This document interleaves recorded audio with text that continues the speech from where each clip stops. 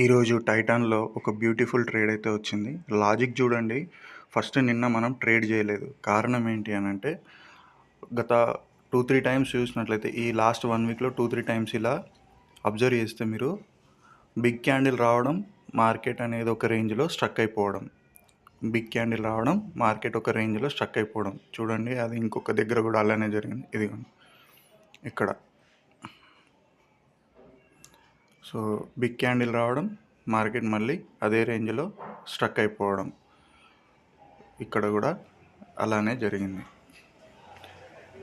So దాని తర్వాత next day మాత్రం మంచి మూమెంట్ అయితే ఇస్తుంది.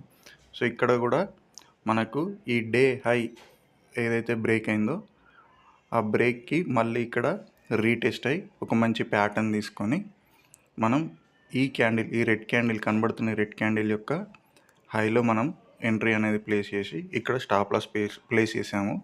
మంచి టార్గెట్ అయితే వచ్చింది. అలాగే ఇక్కడ చూడండి నిన్న ఈ రేంజ్ అంతా కూడా స్ట్రక్ అయి మార్కెట్ అనేది ఇదే రేంజ్లో ఉండిపోయి కిందికి బ్రేక్ డౌన్ చేసింది. అయితే ఈ గ్యాప్ ఫిల్ చేస్తుంది కదా అని నేను వెయిట్ చేశాను. ఇంత స్ట్రాంగ్ క్యాండిల్ వచ్చాక మార్కెట్ అనేది డౌన్ వచ్చింది కాబట్టి ఈ గ్యాప్ ఫిల్ అయ్యాక ఏదైనా ఒక నెగిటివ్ ట్రేడ్ అంటే సెల్ ట్రేడ్ తీసుకుందాం అనుకున్నాను. బట్ మళ్ళీ మార్కెట్ అనేది ఇక్కడ నుంచి అప్ సైడ్ అయితే వచ్చేసింది. సో అందుకోసమని నిన్న ట్రేడ్ తీసుకోలేదు. ఈరోజేమో ఈ ప్రీవియస్ డే హై పైన రీటెస్ట్ తోటి ఒక మంచి ట్రేడ్ అయితే ప్లాన్ చేశాను. సో ఇది నా లాజిక్.